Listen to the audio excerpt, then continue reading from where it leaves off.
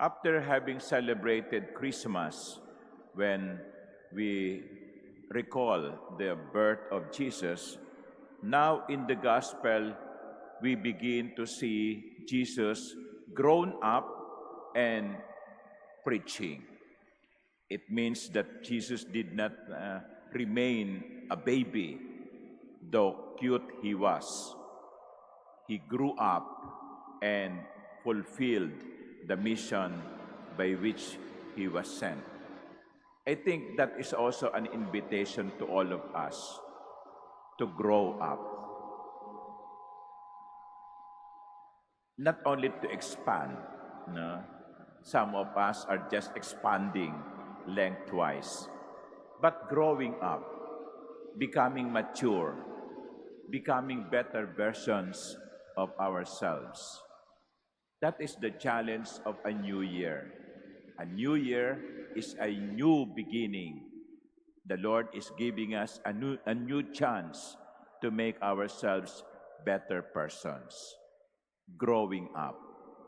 Perhaps that is what you should also be trying to do during these next several months. In what aspect of my personality, in what aspect of my spiritual life do I need to grow? Kinakailangan bang mas maging madasalin ako? Kinakailangan bang mas maging mapagpasensya ako? Lalo na sa mga katrabaho ko?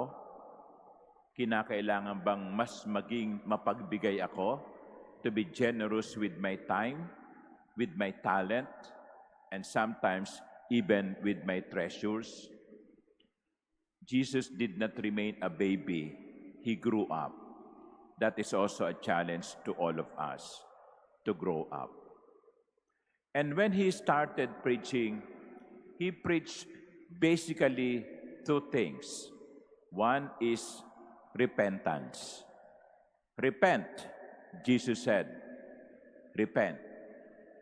What does it mean? It means be reconciled with God.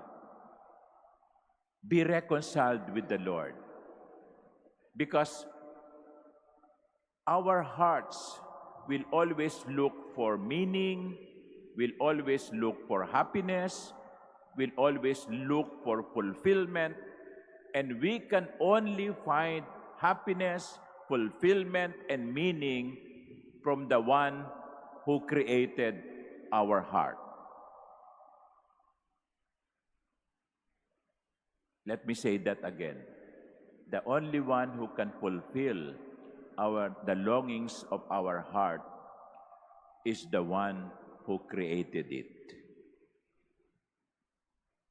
Hindi tao, hindi material na bagay ang makapagpapasaya at magbibigay ng kahulugan sa ating buhay, kundi ang lumikha ng ating puso. At ito'y walang iba kundi ang Diyos. And that is the reason why the call of Jesus is, first of all, repentance, reconciliation, because He knows the longings of the heart, the longings of man can only be fulfilled when he is reconciled with God.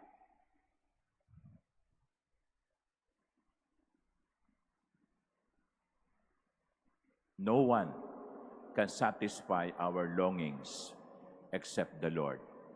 And so, be reconciled with God. And the other topic of his preaching would be the kingdom of God. You will hear that many times from the mouth of the Lord. The kingdom of God is like this. The kingdom of God is like that. The kingdom of heaven is open, and so on and so forth. That's the second most important topic of his preaching, the kingdom of heaven. Here, the Lord is preparing us or offering us something better. You reconcile with God because the Lord is offering us something better, not the kingdom of this world, not the blessings of this world, not the material wealth of this world. The Lord is pointing to us something that is better. Mayaman ka nga, pero saan ka dadali ng yaman mo? Popular ka nga, pero saan ka dadali ng kasikatan mo? Powerful ka nga, pero saan ka dadali ng kapangyarihan mo? Pag namatay ka, ang lahat ng yan, iiwan mo. Yaman, kapangyarihan, kasikatan, lahat yan mawawala. Hindi mo yan madadala. Pero ang tanging naghihintay sa iyo ay ang kaharian ng Diyos. Ang tanong ay ito, pag namatay tayo, papasok ba tayo doon? Makapapasok ba tayo doon? Kaya interconnected yung preaching ng Panginoon eh. Yung repentance will lead you to real wealth, which is heaven. Which is heaven. Yes, we need money here on earth. Hindi naman kayo naglakad mula sa inyong bahay patungo sa Intramuros na masahe kayo. Kailangan ninyo ng pera para mamasahe unless na lagi na lang kayong umaangkas ng libre. No, may mga ganyan no? Mga free rider. Mamaya, pag nagutom kayo, kakain kayo, kailangan nyo ng pera. We need that. We need money. We need position. We need influence. But the Lord is reminding us in the gospel today, they are not the most important things. And they are not even lasting.